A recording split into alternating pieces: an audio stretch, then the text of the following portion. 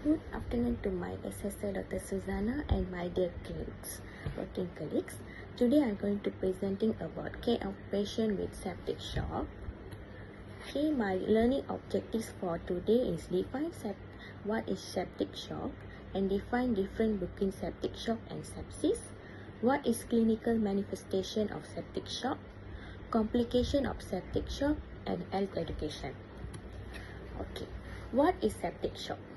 Septic shock is a serious medical condition that can occur when an infection in your body causes extremely low blood pressure and organ failure due to sepsis. Septic shock is life-threatening and requires immediate medical treatment. It's the most serious stage of sepsis. Let's go through to the differences between septic shock and sepsis. Okay, sepsis means it's a life-threatening. It happens when your immune system overreacts to an infection. Severe sepsis means this is when sepsis causes your organs to malfunction. This is usually because of low blood pressure, a result of inflammation throughout your body. Septic shock.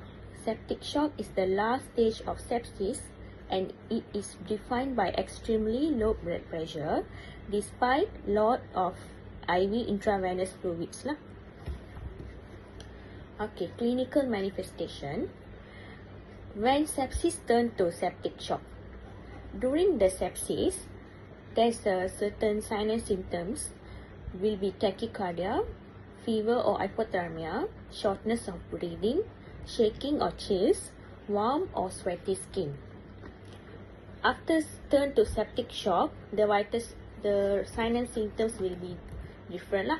Will be low blood pressure, cold or pale, palpitation, little urine output, and skin rash. Complication of septic shock will be multiple organ failure, respiratory failure, acute kidney injury, and liver failure. Okay. Let's go through my case study during my practical section in my emergency department lah. So, patient was Mr. Y, gender was male and 52 years old gentleman lah. Okay, past medical history of myxoma. He been done myxoma tumor removal under IGN. His diagnosis during admission was septic shock secondary to infected AGE with AKI. He was allergic to seafood and oyster, will cause severe anaphylaxis lah. Okay. First scenario of the patient on arrival. So patient present to A&E department with his spouse arriving through walking lah. And then patient presenting complaint of fever, diarrhea more than 20 episodes and vomited more than 20 episodes for past 2 days. Lethargic, poor oral intake for past 1 day, and then patient went to GP at the morning but symptom not resolved. Patient condition on arrival was look lethargic, alert and conscious lah. Patient arrival vital signs is BP was 74/46, respiration rate was 23, SpO2 was 95% under room air, heart rate was 120 beat per minute, dexty was 7.7, and temperature was 38.6 lah. In Praxia, GCS was 15/50. Initially, the patient was arrived to red zone lah. Okay, let's go to the investigation of the patient lah. What are the findings? So, white blood cell was 13.3, neutrophils was 76.4 lah, quite on eyesight. And then CRP patient was 231.2. It was extremely high. And then patient's creatinine level was 567. Urea was 15.6 lah. Kidney injury also. Patient also done chest x-ray. Finding was normal. ECG was noted with sinus tachy. Management and treatment plan during in A&E was given normal saline drip, normal saline 0.9% drip, and then given IV tazocin 4.5 gram and IV Nexium 40 mg. Started on IVI NORAC with double strength, and then given KCL tablet Biflow, syrup MMT, IV ondansetron, IV PCM 1 gram with IV magnesium sulfate. And then patient was Mr. Y has been inserted with 16 Foley catheter for monitoring intake and output urine lah. And then patient referred to nephrology for AKI management. What are the nursing care plan was given in ED?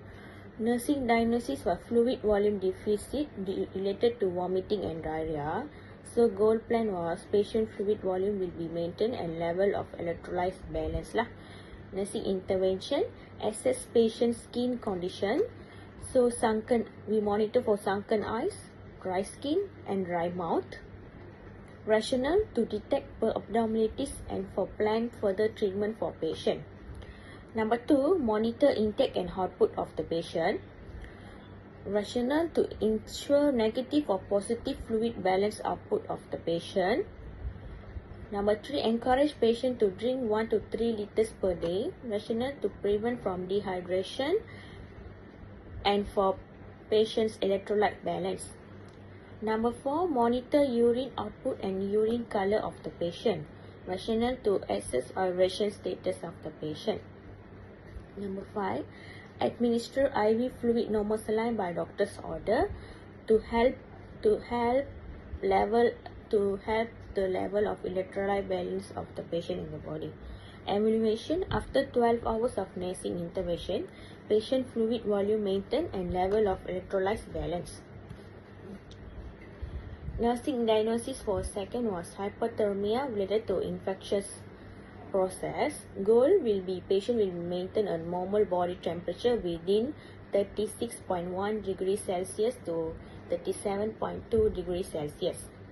So nursing intervention was done. Monitor temperature every hour and more frequently as indicated. It will serve as a baseline data and compression of the vital sign lah. Promote cool service such as depth sponging to decrease temperature through evaporation and conduction. Number 3, encourage patient to loosen clothing to promote heat loss by radiation and conduction.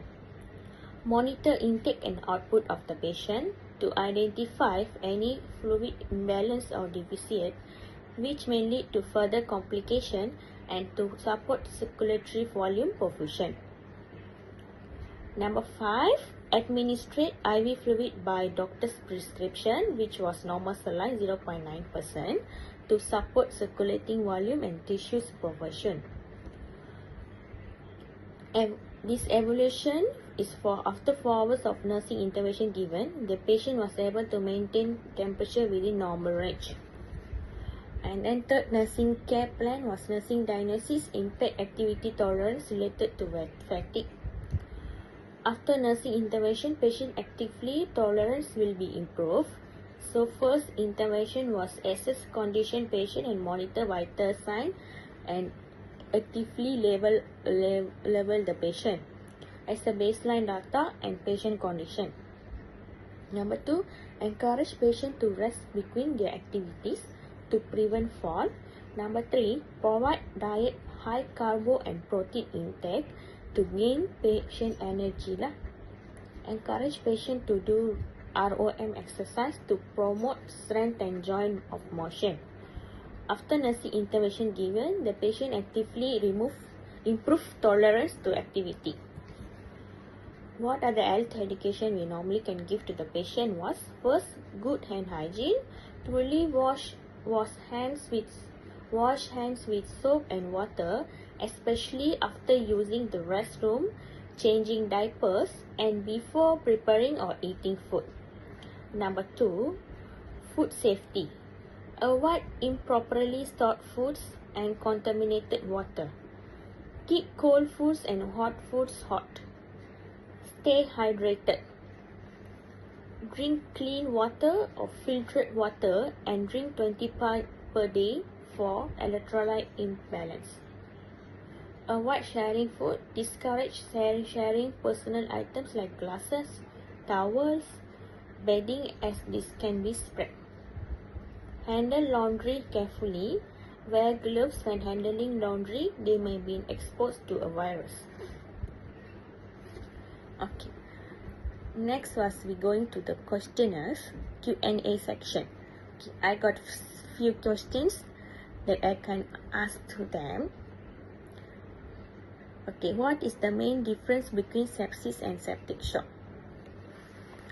Sepsis is a life-threatening response to infection that causes organ dysfunction, while septic shock is the final stage of sepsis marked by persistently low blood pressure despite adequate iron fluid resuscitation.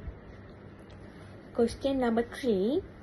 In the case study of Mr. Y, what was the likely cause of his septic shock? Mr. Y developed septic shock secondary to infective acute gastroenteritis with acute kidney injury. Why is it important to monitor intake and output in a patient with septic shock? Monitoring intake and output help assess the patient's hydration status and detect fluid imbalances, which are critical for maintaining electrolyte balance and preventing complications. What are the 2 nursing interventions for managing hyperthermia in septic shock? Monitor temperature regularly and promote cooling measures such as tepid sponging to help lower the body temperature. Last question was, name 1 complication of untreated septic shock. One possible complication is multiple organ failure, which may include respiratory failure, acute kidney injury, or liver failure. Thank you.